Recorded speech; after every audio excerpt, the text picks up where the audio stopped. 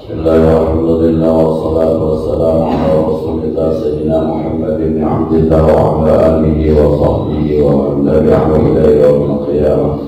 Amma ba'du, wal fatihatu ila awradin Nabi Mustafa Rasulullah sallallahu alaihi wasallam ila wahyi abaina wa muhaddina wa ajdadina wa jaddatina wa masyayikhina ولجميع المسلمين والمسلمات والمؤمنين والمؤمنات خصوصا إلى ولي والدي هدي نصوحي بن هدي أسنوي ولي هدي أحمد غزالي بن هدي أرشاد بن هدي سيدي سنة بن هدي محمد صالح شيخنا كيدي محمد محمود بن كيدي عبد الرحمن شيخنا كيدي مشاهد بن هدي حسن شيخنا كيدي عبد الوهاب بن كيدي عبد الصمد شيخنا كيدي محمد بن هدي حمزة شيخنا كيدي شفي حاتم شيخنا كيدي عبد السيد بن عبد الغني شيخنا كيدي عبد الزين بن هدي محمد زين شيخنا كيدي محمد حسن مقبول شيخنا كيدي جمال موسى شيخنا كيدي عبد الماضي الصالح شيخنا كيدي أحمد سين ميلان شيخنا كيدي محمد صالح مختار سيد محمد بن عمرو عباس المالي في الفاتحة. أعوذ بالله من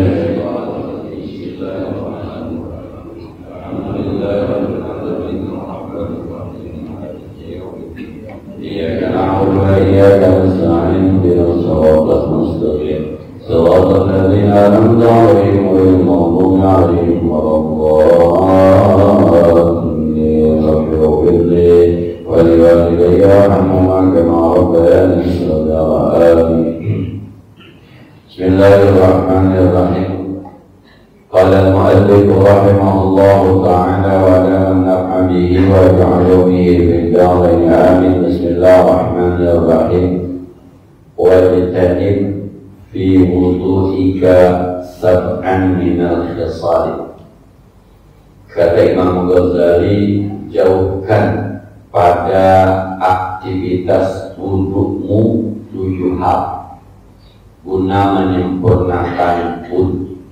Kalau yang diperintah sudah dibahas. Sekarang tinggalkan 7 hal ketika berwudu. Yang pertama, la tanfud yadaika fatarushul ma'u li'anna an-nafdha katabarri minal ibadah wa huwa khilaful awla. Yang pertama, kata Imam Ghazali, jangan kamu kibaskan 2 tanganmu lalu airnya berjatuhan. Jadi pakai. Nah, jadi kalau disuruh jangan.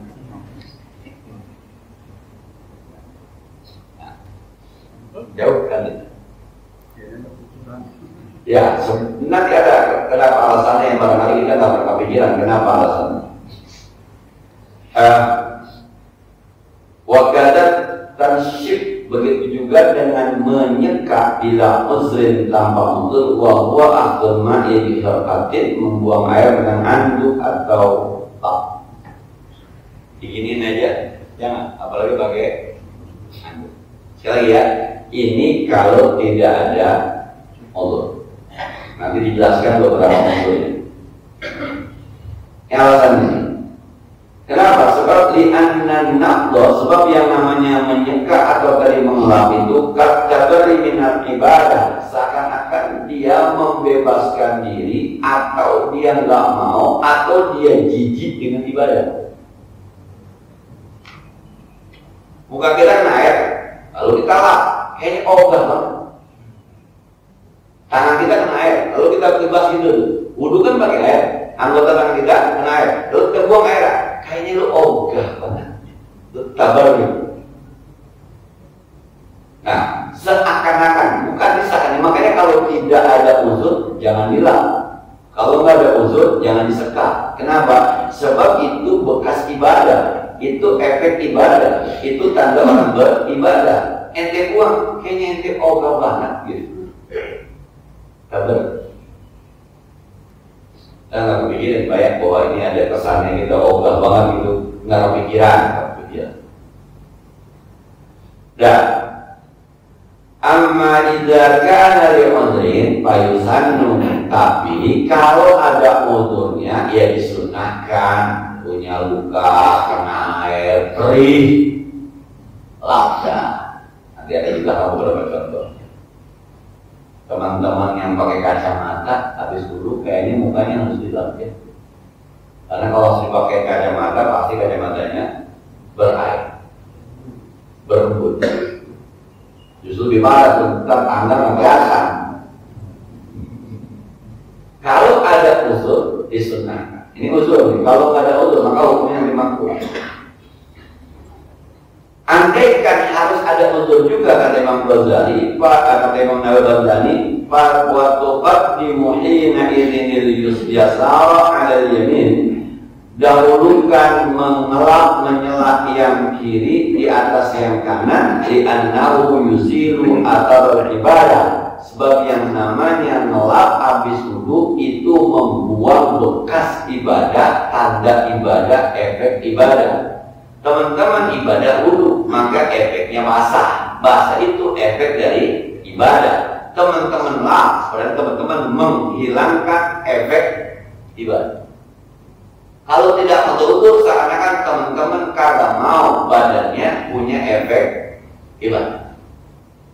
Kalau ada udur, dahulukan yang tangan kiri, baru tangan kanan. Kenapa? Sebab ini efek ibadah. Kalau bisa mah bayar membagi, maka seyogianya kalau bisa tuh dia muqa'at wa 'alal asrafi sebagaimana supaya tetap yang sebelah kanan ini lebih lama, sebab kanan sama kiri lebih mulia yang kanan. Maka kalau mau nyela kiri dulu, kanan belakangan, supaya efek ibadahnya tetap ada di tempat yang mulia lebih lama. Sampai sekecil itu tuh urusan nyeka aja kiri dulu. Sama aja nyeka juga. Enggak, ini bicara marokil ubudiyah. Anda mau naik enggak kualitas penghambaan Anda kepada Allah Subhanahu wa Ta'ala? Kalau mau naik begini caranya, habis wudu tuh air di muka ente, habis wudu itu efek ibadah. Gara-gara ente wudu maka muka ente basah, tangan ente basah, kaki ente basah. Itu efek ibadah. Jangan disekak, jangan dikibas, biarin dia basah. Berarti Anda senang dengan efek ibadah karena Allah Subhanahu wa Ta'ala. Kalau Anda lap, berarti Anda seakan-akan nggak suka bahwa ada efek ibadah-ibadahnya. Kecuali uzur. Kalau uzur disunahkan. Itu juga ada Imam Ghazali, kalau ada uzurnya kiri dulu ya, kiri dulu. Kenapa? Sebab ini efek ibadah. Kanan itu lebih mulia, biar lamaan sedikit nempelnya di sebelah kanan kita yang lebih mulia dibanding kiri kita menurut saya. Halus benar, hampir ke situ-situ diajarin supaya marokil kemudian naik kualitas penghambaan. Kita kadang-kadang kita lap aja ya. Bodoh amat, yang penting baju gua ntar kagak basah gitu. Bajunya kagak basah, bodoh amat gitu. Kalau nanti kita pakai peci basah, basah ini kan efek ibadah kan. Peci kita basah karena efek ibadah. Ini kok basah? Iya, nanti habis wudu. Habis dengan bangganya kita bilang habis wudu, dengan bangganya kita bangga dan ibadah itu. Ada orang, ya basah, begitu pakai ya basah, kayaknya ogah banget gitu. Ya basah. Kayaknya ogah banget baju kita kena basah efek ibadah. Di situ tuh nanti lama-lama menganggap bahwa wudu lagi entar jadi basah. Begitu jadinya enggak. Wudu bukan sesuatu yang menyenangkan, menggembirakan, membanggakan, tapi jadi beban. Kata mama, mana udah cakep banget kan, pakai bantal lagi. Bedah luntur juga nanti gara-gara wudu. Jadi seakan-akan wudu menjadi penjahat, bukan menjadi ibadah. Pengantin kan ya pengantin yang jadi riasin mana bayar riasannya, pakai wudu kata pengantin katanya yang riasin, udah selain itu orang asalnya dijama aja. Waduh pintar juga nih riasin. Saya pernah ngomelin banyak, saya bilang saya ngomelin bisa cuma ke orang. Kebetulan saya punya teman ini punya usaha itu. Adalah saudara saya yang menggunakan. Nah petugas yang ngomong tuh, petugas yang ngajarin sama pengantin. Pengantinnya harus diajarin nanya sama saya, bang, Saya menjelaskan suruh jamaah dan sembahyang Johor Ma'asar jadi jamaah takhir. Saya mengajar melihat, melihat. Akhirnya rapi, teman saya bilangin, itu bilangin tuh anak buah lu gitu. Masa si Ustaz coba tanya. Nah, gara-gara diriatin sembahyang suruh jamaah, mana jamaah takhir. Nah, kita gak ngapa-ngapain jamaah takhir, cuma diriatin doang. Oh maksud. Nah, saya bilang begini, kan lu bayar weh. Karena udah dibayar, apa nih? MUA ya? Artis lah bahasa Inggris. Itu kan dibayar. Udah dibayar maka tergantung yang bayar. Nah, dan jadi bagaimana jalan keluarnya? Ya, emang susah juga jalan keluarnya. Kalau mau pakai mazhab Hanafi, namanya jamak suri. Sholat zuhur di ujung, sholat asar di awal, sembahyang maghrib di ujung, sembahyang isya di awal.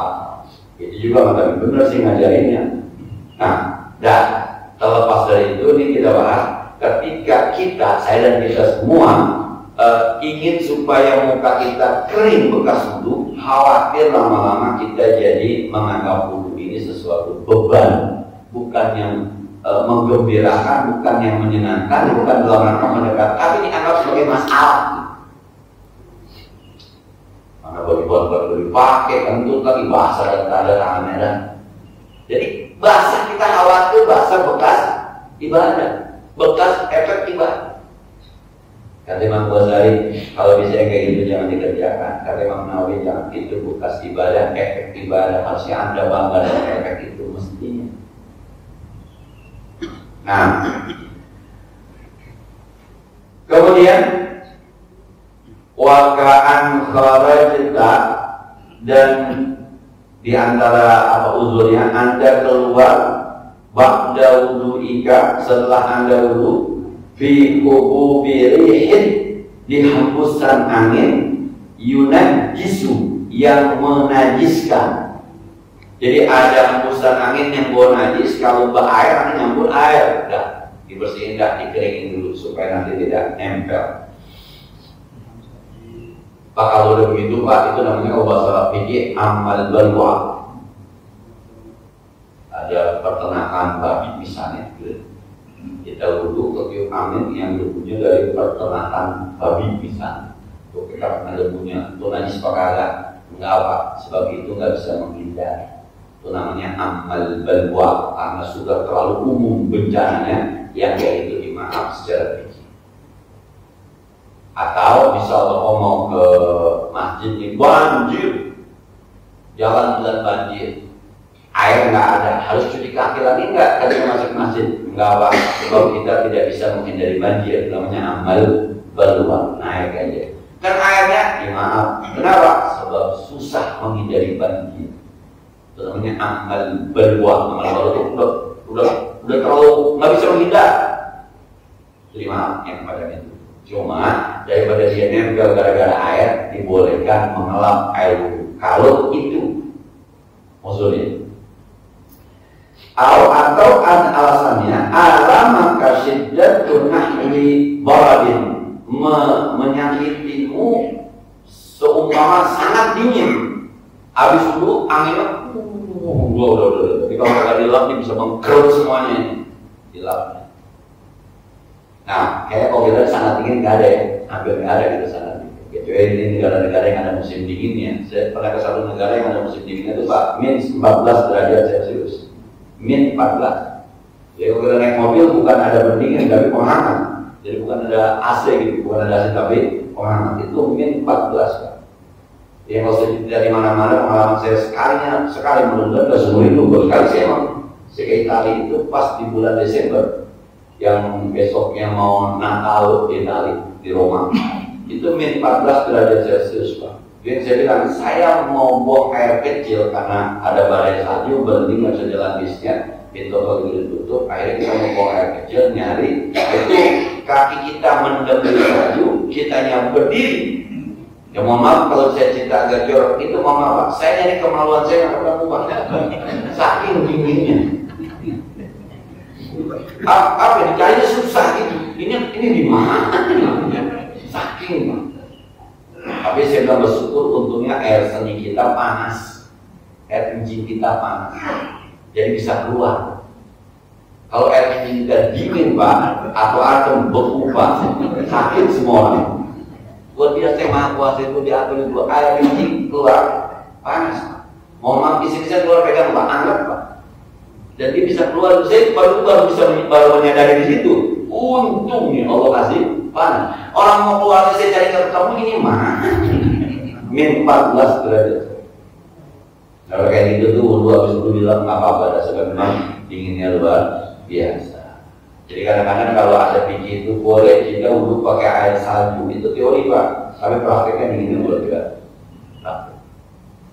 Nah, di Indonesia Pak, negara punya tanahnya tanah surga Pak, di Indonesia mah semuanya serba seneng. Tanahnya punya surga, kadang-kadang isinya suka setan semua. Itu surga juga ada iblis baru. Ya, kita kan panas, kagak mengatakan panas. Kalau di Bali Saudi kemarin teman-teman kita haji 48 derajat. Ada yang pingsan, ada yang bawa air aja. Nah kita paling panas berapa sih? 36, 33. Dinginnya orang-orang pakai 0, min 14. Bahkan di Rusia itu min 50 pernah. Yang kalau kopi dilempar itu dari anggap jadi keluarnya udah jadi es. Min 50 derajat luar biasa. Kita paling dingin ya Allah. Yang paling dingin daerah kita marahin paling 31. Nah, jadi kayaknya kalau buat kita sih nggak dingin banget gitu, nggak dingin banget. Nah, kemudian wal aula sekalipun demikian Allah yakuna jangan sampai mengelap bekas wudhunya itu bizailika dengan zail. Zail itu kain bagian bawah sini. Zail. Jangan ngelapnya begini. Pakai ini. Ini kerjaan kita semua ya. Iya, begini tuh kerjaan kita. Nah, wala bitor bisaubika wa nahwiha dan jangan pakai ujung bajuku. Ini zair, ini ujung baju nih. Atau ini ujung-ujungnya. Bukan kadang orang begitu. Nah, jadi pakai sesuatu yang di luar itu supaya baju kita yang pakai ibadah tetap ada efek ibadahnya. Jangan diikutkan sesuatu yang enggak baik. Nah, sampai ke situ Pak Imam Ghazali. Ini kalau Basur kali ini kalau lu mau naik kualitasnya ya begitu. Kalau kagak mau ya lah, dah suka-suka lu kira-kira gitu.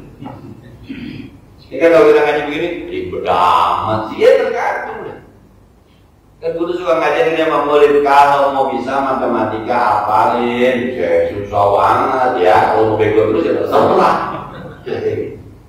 Ini dia yang mau naik ya teman-teman. Kalau naik wudhu Anda itu hargai, wudhu Anda itu luar biasa, wudhu Anda itu keren. Saking kerennya efeknya hargai. Bekasnya hormati, banggalah dengan proses. Sebab wudhu itu luar biasa. Kayak gitu. Kalau bisa jangan dilap. Kalau bisa jangan dikibas. Kenapa? Anda seakan menghilangkan efek ibadah yang harusnya Anda banggakan, bukan Anda buang. Khawatir kalau Anda biarkan besok-besok Anda mengecilkan, menganggap wudhu ini beban dan masalah. Karena harusnya kalau wudhu itu nikmat, wudhu itu suatu saat kita habis wudhu mau sembahyang, batalkan tuh kita alhamdulillah wudhu lagi. Kerunya kan begitu ya. Ini kan enggak kan tuh lagi begitu ya. Iya. Padahal ya sekarang dia. Kalau kita baca yang pertama kan wudhu itu akan menghilangkan ini, doa ini segala macam ini luar biasa wudhu. Satu kali sholat angkat 3 kali wudhu mestinya bangga kita. Akhirnya dikasih kesempatan saya 3 kali ibadah, 3 kali menyembah Allah lewat wudhu saya, 3 kali dilunturkan dosa saya. Kita marah-marah Pak. Tadi wudhu ke mulus, wudhu mulus. Kita mau milih wudhunya mau milih mulus jadi apa? Nggak ada banknya. Saya baca di sebuah internet itu di media sosial kata Imam Syafi'i, Allah pahamnya. Saya ketika baca itu, lalu baca itu kayak nyambung gitu. Kata Imam Syafi'i dia bilang, kata Imam Ghazali, Anda kalau sholat itu harusnya dengan cinta. Jadi kalau sholat itu mulai dengan semangatnya cinta, bukan beban. Maka harus Anda mulai dengan wudhu yang penuh cinta. Wudhu ini karena Allah. Wudhu ini untuk Allah. Wudhu ini melunturkan dosa. Wudhu ini membersihkan. Wudhu ini, maka Anda menghadap Tuhan itu dengan penuh cinta. Saya berkata, iya. Nyajarinya begitu, malah mau begitu. Kita wudhukan sekedar pas mayang wudhu, itu dong sampai masalah wudhu. Ini selalu dengan ini syariat Pak, ini syariat. Lu mau sembahyang wudhu, iya udah siap wudhu. Seharusnya wudhu aja. Sewudhu-wudhunya Allah sebelum kita menggugurkan kewajiban, tapi tidak sampai ke hati. Namanya ibadah pakai ilmu, tapi belum pakai rasa. Maka dia ini pakai rasa, pakai rasa. Wudhu Anda itu keren, luar biasa. Tuh tangan Anda basah itu bekas wudhu, tangan Anda basah itu bekas ibadah, tangan Anda basah itu dari Allah. Jangan bilang, seakan-akan Anda suka sama itunya tuh yang kadang-kadang kita baru ketemu tuh, dan emang nggak pernah berasa nih. Orang kiainya juga ngelapnya biar rapi. Akhirnya kita nyontek pakai aja. Dan kemudian wa yusannu tashriful mayyit ba'da ghusli. Tapi kalau mayit dimandiin harus dilap. Setelah dimandiin harus dilap lalu mandi. Wala talqam wajhaka wala ra'saka bil ma'i laqman. Jangan kau guyur wajahmu dan juga jangan kepalamu dengan air seguyur-guyurnya, gitu ya. Jadi ketika mau basuh muka jangan ambil gayung kemudian atau kepala yang mestinya disapu diguyur. Jangan ambil pakai tangan. Ini kalau begini berlebihan. Nah, bawa pakai shower atau pakai selang ya. Ya, jadi di muka tuh ketika nawaitu wudu ala mukanya, pakai dia pakai tangan kagak, ini. Atau pakai gayung. Kata Imam Ghazali jangan begitu. Kalau begitu Anda kayaknya kagak tapi niat sama membasuh muka. Kan kalau begitu ada kerjaannya Pak, ada niatnya. Emang Nabi ngajarinnya begini, jadi kita ngikutin Nabi begini. Bukan kagak sah begini, sah. Cuma perlu kesadaran, malas. Ambil walaupun keran dibuka, ambil. Jangan mukanya kalau di keran gitu. Tangan kita tinggal begini aja. Nah, dah.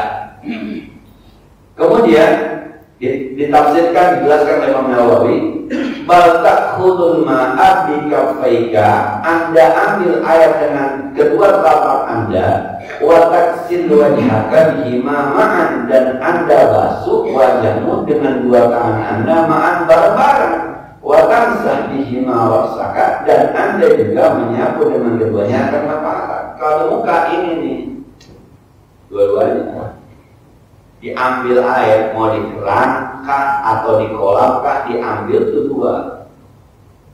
Ini bahasanya ada kerjaan Anda memang mau membasuh muka, bukan soalnya dihidupin.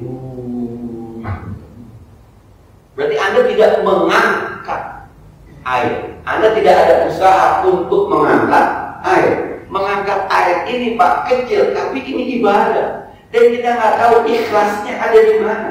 Khusyuknya ada di mana? Jangan mengat ininya nggak ikhlas tapi ngangkat airnya ikhlas. Itu kita nggak tahu.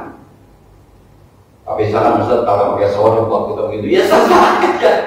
Cuma Anda menghilangkan aktivitas sedikit aktivitas wudhu Anda yang boleh jadi kita nggak tahu Allah ridhonya di mana.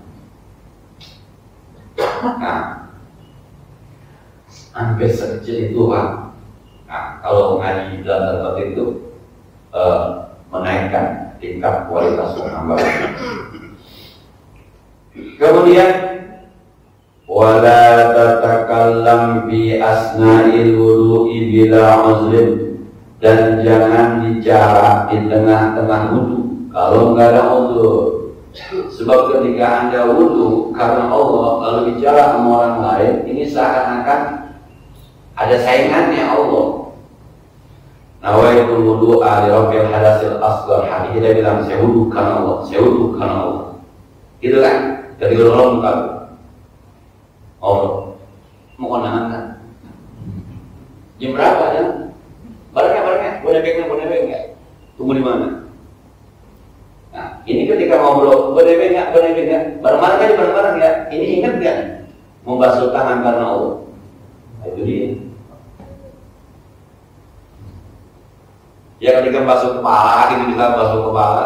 Dari mana aja mengamalkan? Udah 3 hari mau nggak tuh ingat ketika ngobrol itu, ingat nggak bahwa ini ibadah? Jangan ngobrol ketika berwudu, kecuali ada uzur. Orang datang udah nggak kebelet Pak, nanya, wis mana? Kanan Pak, kanan. Kasih tahu Pak, jangan diem aja, jebol di situ kita. Uzur. Nah, pokoknya ada orang yang apa namanya, yang kepleset misalnya, kita nolongin itu, aduh, hati-hati. Nah, itu namanya uzur. Nah, masalah Pak, dari segi syariat Anda wudu sambil ngobrol, sah, tetap sah. Kalau dari segi syariat, kita sekarang ini kan mau menuju Allah, menuju hakikat Allah. Anda sedang berwudu, jangan ngobrol. Ada besok-besok Pak, kalau kita nggak ngobrol teman kan yang sebelah kagak ngaji Pak. Ini yang sebelah kagak ngaji ini nanya mulu. Jangan diomelin. Jangan itu makanya subuh ngaji jangan gitu. Nah, apa boleh buat kan ini mudah-mudahan termasuk uzur sebab ini orang kagak.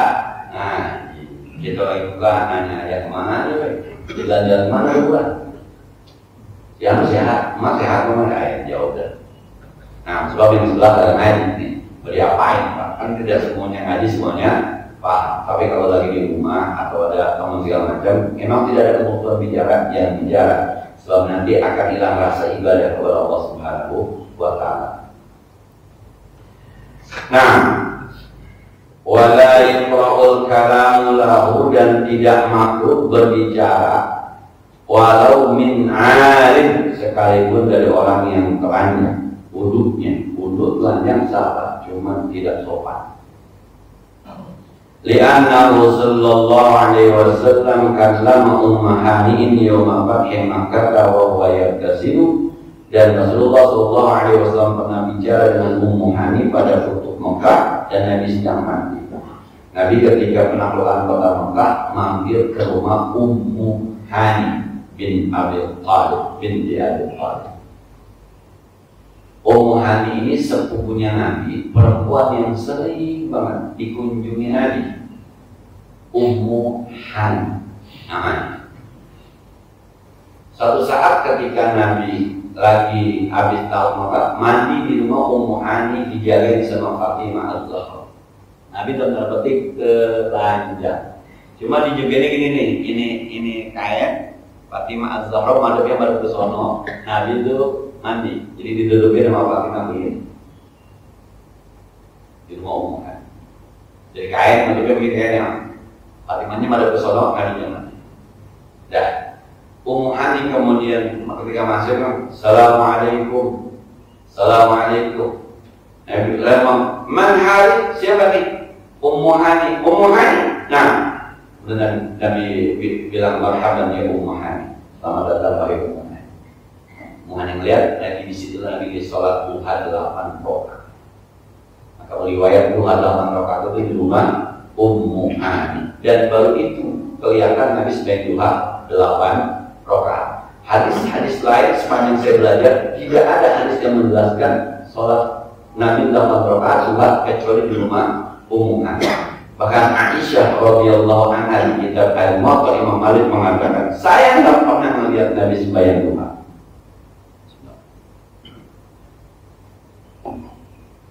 Tapi Anda sholat duha, wahai kaum mukminin. Iya, sebab saya lihat bapak saya Abu Bakar sembahyang duha. Nggak mungkin bapak saya sembahyang duha kalau kagak nyontek sama Nabi. Nah, kata Aisyah, saya nggak pernah melihat, mungkin di rumah ya, mungkin di rumah Nabi nggak pernah sembahyang duha. Maka Aisyah, la ara Rasulullah SAW sholat duha. Saya nggak sama sekali nggak pernah lihat Rasul sembahyang duha. Tapi saya lihat bapak saya sembahyang duha. Nggak mungkin bapak saya sembahyang duha kalau tidak nyontek sama Rasulullah. Ini yang kalau bahasa Mbah Maimun Zubair, kita sama Allah bukan hanya disuruh ngikutin Nabi, tapi juga ngikutin orang-orang saleh. Coba lihat ayatnya. Ihdinas siratal mustaqim, tunjukkan kami jalan yang lurus, siratal ladzina an'amta 'alaihim, jalan orang-orang yang kau pilih. Quran dia bilang siratal nabi, jalan-jalan siratal anbiya wal mursalin, siratal ladzina an'amta. Ini dalil nyontek sama ulama, sama orang-orang benar, termasuk Aisyah nyontek sama babanya. Aisyah berdoa sama Nabi, tapi saya nggak pernah lihat. Tapi duhanya nyontek sama babanya. Nggak mungkin bapak gue dapat ilmu duha ngarang-ngarang, nggak mungkin, pasti nyontek sama Nabi. Maka saya tetap sholat duha walaupun saya nggak pernah dari sholat duha. Ini di rumah Ummu Hani. Riwayat 8 itu di rumah Ummu Hani ketika Futuh Mekah, penaklukan kota Mekah. Maka saya namain anak dulu orang sekolah itu Aimanah Hani. Orang nanya apa namanya Aimanah Hani? Emang nggak ada namanya. Sebab ada dua perempuan dalam sejarah yang dekat dengan Nabi, namanya Ummu Aiman sama Ummu Hani. Ummu Aiman itu ketika ibunya Nabi Aminah meninggal dunia. Nah, ketika ibunya Nabi meninggal dunia, dirawat oleh seorang perempuan namanya Ummu Aiman. Dan perempuan yang kedua yang sering kunjung Nabi namanya Ummu Hani. Sehingga nomor satu Aimanah Hani. Orang nanya apa terjemahannya Ustaz? Anak saya nanya juga. Saya ditanya nih apa namanya? Udah nggak ada artinya. Pokoknya kalau diartikan begitu. Begitu bicara sejarah. Ummu Aiman dengan Ummu Hani. Salah satunya Ummu Hani. Nah, ketika Rasulullah meninggal dunia, Abu Bakar Siddiq, Sayyidina Umar dan satu lagi Sayyidina Bilal kalau nggak salah berkunjung ke rumah Ummu Hani. Ketika berkunjung belum apa-apa Ummu Hani dan nangis.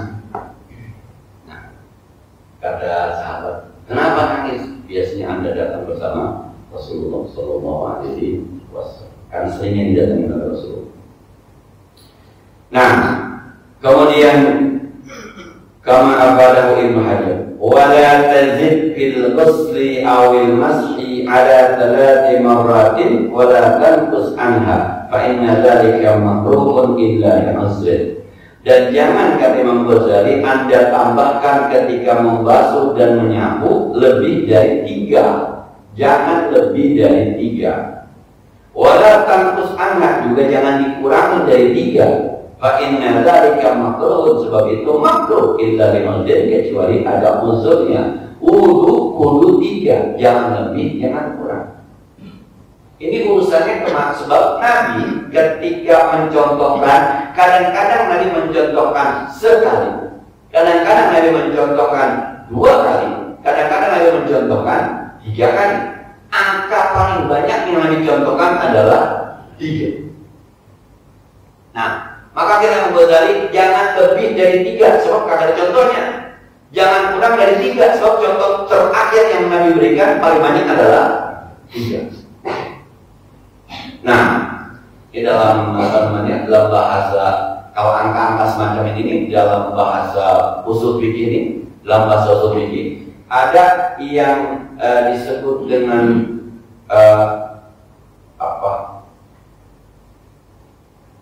mutlak, ada yang disebut dengan muqayyad, terikat dan terlepas. Apakah yang dimaksud dengan angka itu betul-betul angka ataukah hanya sekedar kiasan? Itu dalam bahasa usul fikih. Ada yang namanya mujmal, ada yang namanya mubayyan. Mujmal itu global, ada mubayyan yang menjelaskan. Apakah yang dimaksud dengan angka disebut memang angka ataukah memang hanya sekedar penjelasan? Nah, itu namanya mujmal dan mubayyan. Misal begini, ketika orang pergi haji kemudian nggak punya duit buat bayar dan tamattu, itu kan dia wajib puasa 3 hari di Mekah dan 7 hari kalau udah pulang. Salasatun bil haji wa sab'atun idza raja'tum. Ujungnya tilka asharatun kamilah. 3 di haji, 7 di rumah di Indonesia. Tilka asharatun kamilah. Maka itu berarti jumlahnya jadi 10. Berarti 3 di sini 3 benar. 7 di sini 7 benar. Karena ada jumlahnya. Berapa jumlahnya? 10. Berarti 3 tambah 7 sama dengan 10. Nah, itu mubayyan namanya, dijelaskan angka itu. Dan Nabi ketika wudu, ada yang meriwayatkan sekali, ada yang meriwayatkan 2 kali, ada yang meriwayatkan 3 kali. Emang angka 3 maksud 2. Cuma angka tertinggi 3, tidak lebih. Angka terendah 1. Maka kata Imam Ghazali, 3 jangan lebih, jangan 2. Sebab ini yang tertinggi 3, nggak ada lagi. Kalau ada yang ambil 2 berarti Anda ambil yang rendah, ambil 3. Kecuali ada uzur. Insyaallah Allah di Indonesia Jakarta mah ayat sudah ya buat 3 kali ayat itu. Jangan ngomong gini Pak, aku mah 5 kali aja biar pahalanya banyak. Ini salah. Karena Nabi mengajarkan 3, nanti mubazir jadi. Ka'andaqal waktu bihaitsu la yastamalla bitasrisi la arjal waktu. Sebagaimana sempit waktu, kalaulah kita 3 maka waktu habis. Misalnya nih, sholat asar jam 3 lewat 10. Sementara asarnya jam 3 lewat 20. Ketika 10 menit. Ini kalau wudunya rapi, kayak Imam Ghazali ajarkan, pas wudu masuk waktu asar, zuhurnya abot, zuhurnya air masuk asar, zuhur habis, jadi dosa. Haram jadi. Udah satu-satu aja itu mah. Jangan pakai 3 supaya tetap sholat zuhurnya di waktu zuhur, tidak masuk asar. Karena maghrib jam 6 kurang 5 gitu ya. Dia sholat jam 6 kurang 15 baru masuk wudu. 10 menit lagi maghrib, sholat asarnya 15 menit lagi. Udah jangan pakai 3 gara-gara wudu 3 kali pakai doa segala macam, akhirnya maghrib. Tadi sembahyang asar di waktu maghrib, itu lebih salah. Dan itu salah satu uzurnya. Fatahrum mina izin az-ziyadatu alaih, maka haram menambahkan dari 3 itu. Atau ihtajta ila al-fadil anil ma'i li aqasin, Anda butuh lebih air buat minum. Kalau pakai satu-satu wudunya ada air sisa buat minum. Kalau pakai 3 wudunya habis airnya, nanti airnya orang kehausan nggak minum, maka saat itu fayahrum alaikat taslis, haram men-3 kalikan wudu. Gara-gara 3 orang kehausan jadi mati. Kalau tadi itu wudu sekali-sekali aja. Agak ribet kayak gitu, bisa kagak wudu tuh, kita buat bikin kopi semua itu. Wa idrakul jama'ati afdal amin taslisil wudu, dan mendapatkan jamaah lebih afdal daripada men-3 kalikan wudu. Jadi kali-kali wudu 3 kali, jamaah ketinggalan, udah nggak usah 3 kali, sekali aja supaya dapat jamaah. Wasailu adabihin lati lam yakil, kalau yakil lam yakil mukhalif wujubuha kama sijamil al-raqsi wadalil aqdai, dan seluruh adab-adab yang tidak sedikit perbedaan pendapat ulama soal wajib dan sunnahnya, seperti menyapu semua kepala dan menggosok-gosokkan anggota badan, maka yang kayak gitu tuh boleh sekali, boleh 3 kali. Wa illa, kalau tidak ada uzur, qaddima 'alal jamaah, maka lebih didahulukan untuk mendahulukan jamaah. Jadi kalau gara-gara kita wudu ketinggalan jamaah, wudunya 3 kali sampai rapi jamaah ketinggalan, jangan lagi rapi wudunya, yang penting sah, sebab mendapatkan sholat jamaah lebih afdal dibanding men-3 kalikan wudu. Dia semua pada wala tufsir sobat wallahu a'lam. Sebagaimana biasa yang perlu kita diskusikan lebih lanjut juga.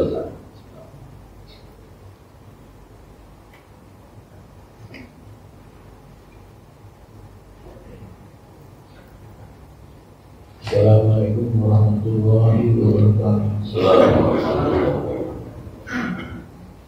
Ustaz, saya ini orang Islam, tapi pengetahuan saya tentang dunia Islam sangat sedikit. Oleh karenanya saya suka bertanya. Pertanyaan kali ini adalah, saya ada dengar itu mengenai neo-sufisme atau kemudian tasawuf kontemporer. Dari mana ini datangnya? Dan apakah kita boleh mengikuti pandangan tasawuf kontemporer ini? Yang kalau tidak salah tangkap saya, itu kan semacam adjustment terhadap klasik tasawuf yang banyak didebat oleh ulama-ulama lain, ataupun disesuaikan dengan keadaan kemajuan zaman. Bagaimana biasa itu pertanyaan nomor 1A. 1B-nya adalah, apakah dunia Islam itu hanya Sunni dan Syiah, ataupun ada yang lainnya?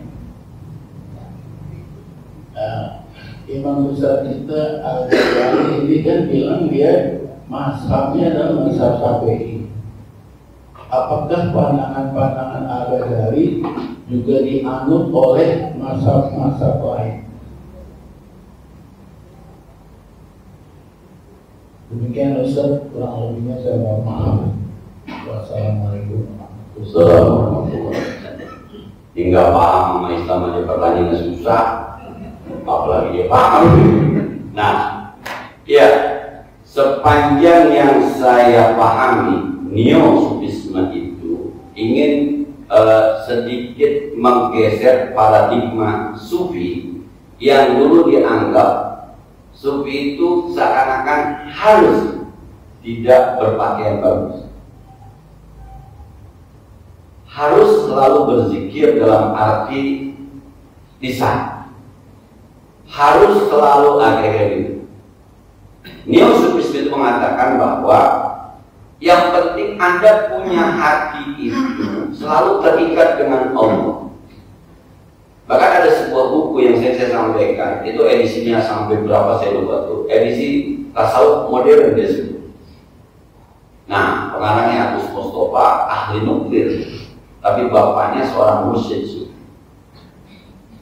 Nah, jadi kalau sufi biasanya yang dulu tuh itu mendekatkan diri kepada Allah, itu ada pos-posnya, ada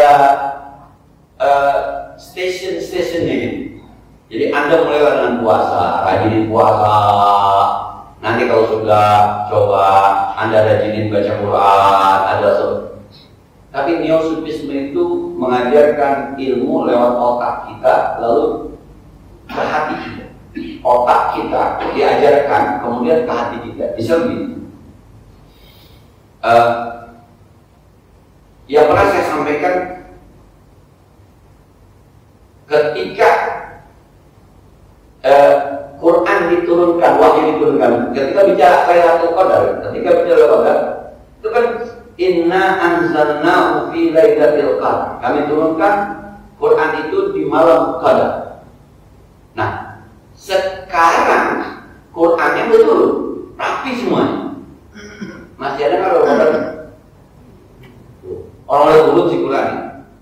Kami turunkan malam Qadar pada kebetulan Al-Quran pada malam Qadar, Qurannya udah turun. Maka dia ngajak. Jadi saudara, ini yang mau turun bukan Qurannya, Qurannya udah ada. Yang mau turun itu hikmahnya. Tuktil hikmah man tasya. Allah berikan hikmah kepada orang-orang yang Allah kehendaki. Wa may yu'til hikmata faqad utiya khairan katsiran. Siapa yang berikan hikmah?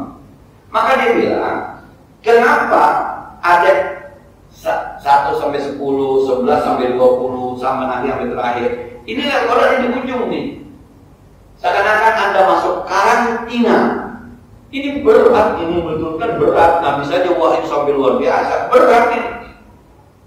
Maka Anda harus di karantina 1 sampai 10. 10 Pak. Ayo jangan makan, ayo jangan banyak makan, ayo bangun malam, ayo ibadah. Karena Anda akan dipilih untuk menerima hikmah di 10 akhir. Kesiapan. Itu neo-sufisme. Jadi kita dia berpikir kemudian, oh iya ya, oh iya. Dan kesadaran hati itu akhirnya, iya. Seperti misalnya jika dia bicara tentang ayat perjalanan bumi yang walladzi ja'alakumul arda firasya. Allah jadikan buat kalian itu bumi itu firasya, terhampar. Padahal bumi itu bulat, tapi kelaminnya terhampar.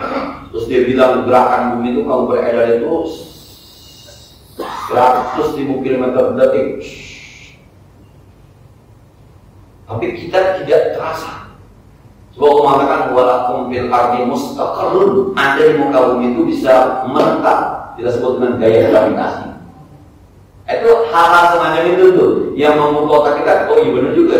Subhanallah. Itu neo-surfisme yang tanpa harus banyak zikir la ilallah, tapi hatinya sampai kepada Allah.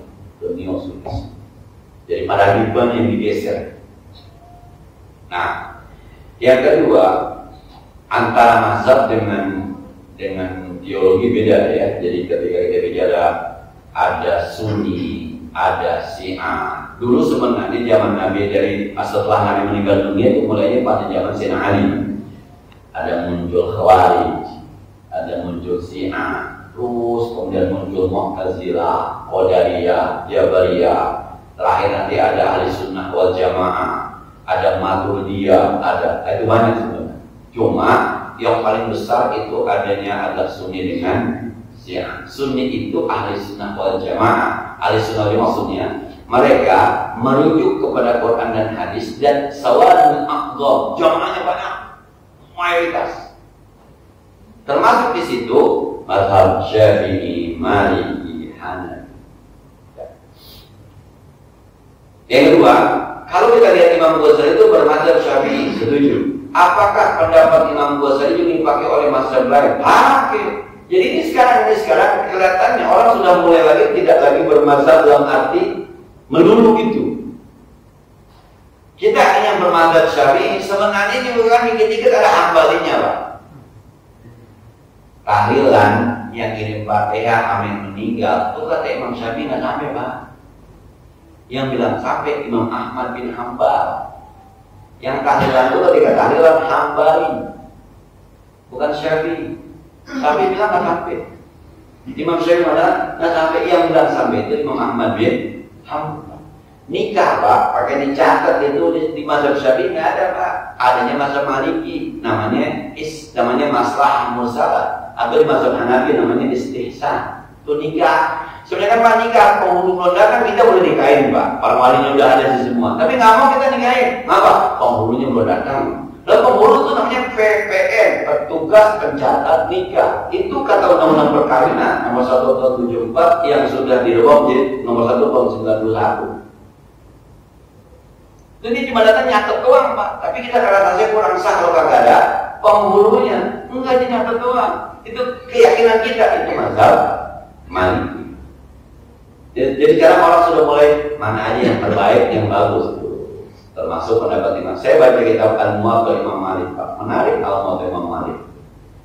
Khususnya soal perceraian.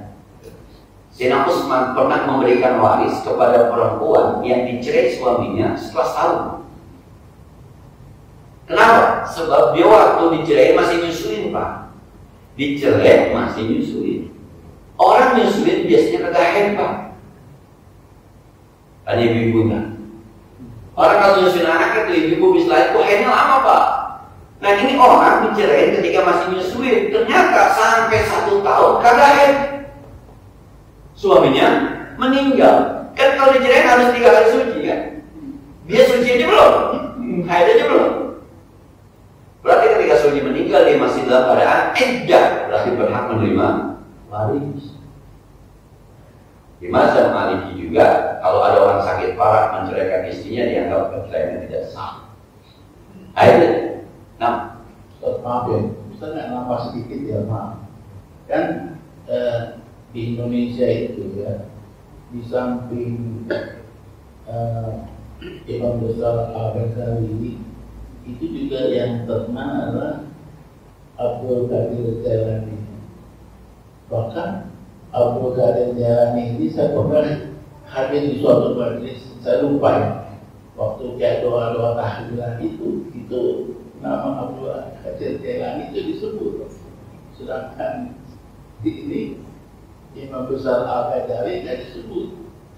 Apakah ini menunjukkan bahwa Abdul Qadir Jailani itu mungkin lebih tinggi sedikit atomnya dari?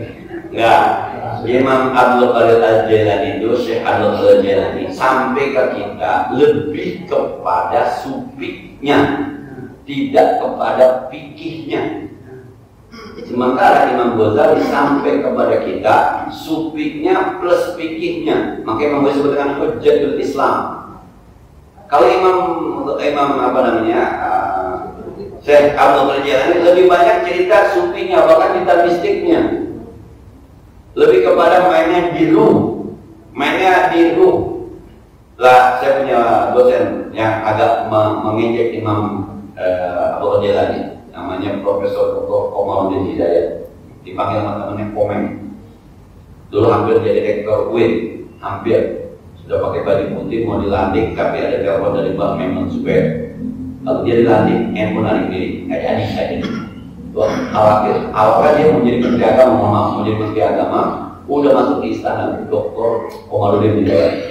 Nah, itu dia sambil kuliah begini. Saya baca Syekh Abdul Qadir Jailani pernah ngejar malaikat maut karena ada seorang ibu nangis ditinggal mati oleh anak. Sedih ibunya, dikejar malaikat maut sama Imam Syekh Abdul Qadir Jailani. Ketangkep, coba ya. Yang banyak cerita itu tuh. Maka kadang-kadang ada orang Susonilah wahai Syekh Abdul Qadir Jailani qaddasallahu sirrah, khusus buat arwah Syekh Abdul Qadir Jailani, semoga Allah sucikan rahasia-rahasia yang ada pada diri. Karena emang ceritanya begitu ceritanya. Nah, sementara Imam Ghazali lebih kepada ada fikihnya. Dia bahkan mana kita usul fikih namanya al-mustashfa, usul fikih dibanding tasawuf. Maka kadang-kadang enggak kurang begitu di kita yang sampai itu tidak Imam Syekh Abdul Qadir Jailani semacam ini. Cuma sekali lagi deh ya, kalau dengan cerita itu jangan disalahkan, jangan dibenarkan selama memang kita belum paham gitu ya. Saya termasuk orang yang kalau bimbing tahlil atau baca itu enggak, atau saya melempeng-lempeng aja sebab saya belum pernah dapat ijazah gitu tuh. Cuma saya pernah kuliah, mungkin itu agak rasional dikit, barangkali mohon maaf ya. Bukan berarti nggak boleh nggak rasional. Atau kadang-kadang kalau anak pesantren apa kata kiainya samina wa atau. Nah kalau anak kuliah kata dosennya suka ngelawan anak kuliah, yaitu plus minusnya. Saya cukup ya. Al-Fatihah. Bismillahirrahmanirrahim. Alhamdulillahirabbil alamin arrahmanir rahim maliki yaumiddin. Iyyaka na'budu wa iyyaka nasta'in ihdinas siratal mustaqim siratal ladzina an'amta 'alaihim ghairil maghdubi 'alaihim waladdallin. Mohon maaf minta izin minggu depan kita dulu ya, minta maaf karena ada satu dan lain hal.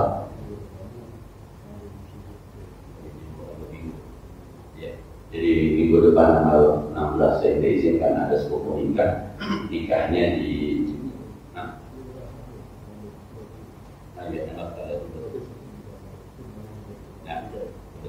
di minggu ketiga besok libur, minggu keempat ada pengajian taklim. Oh minggu 5. Okay. Nah, jadi minggu besok mohon maaf sekali lagi saya minta izin untuk tidak hadir. Bapak-bapak ngajiannya bapak. Saya bisa hadir. Allahumma shalli wa sallim wa barik wa barik ala sayyidina Muhammad wa ala ali sayyidina Muhammad. Allahumma anfa'na bima 'allamtana wa zidna 'ilman yanfa'una. ربنا زدنا علما نافعا وفهما صائبا ولسانا اليك وقلبا شاكرا. صلى الله على سيدنا محمد وعلى اله وصحبه وسلم. الحمد لله رب العالمين. السلام عليكم ورحمه الله وبركاته.